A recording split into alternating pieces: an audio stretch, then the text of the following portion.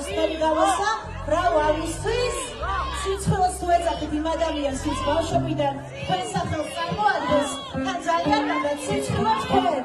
და თუ გონიათ რომ ამ ფიჭრ კონცერტს დღეს შაში და ახალ წელს აგვაქვს ძალიან შვებით ასე რომ თქვენ დღეს მე ყურადღებას არ მოგაქცევთ თქვენ ფული ამაში აღებული გაქვთ შეგარდოთ